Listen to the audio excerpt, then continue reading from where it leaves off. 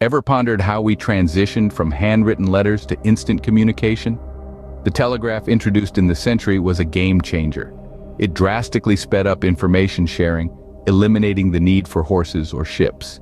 In the late 19th century, we saw the advent of telephone.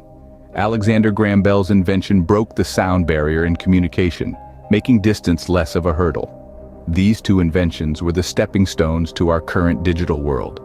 They set the stage for email, social media, video calls, and so much more. Ever thought about a world without these advancements? What's the future of communication? Don't forget to subscribe for more captivating insights into our past, present, and future.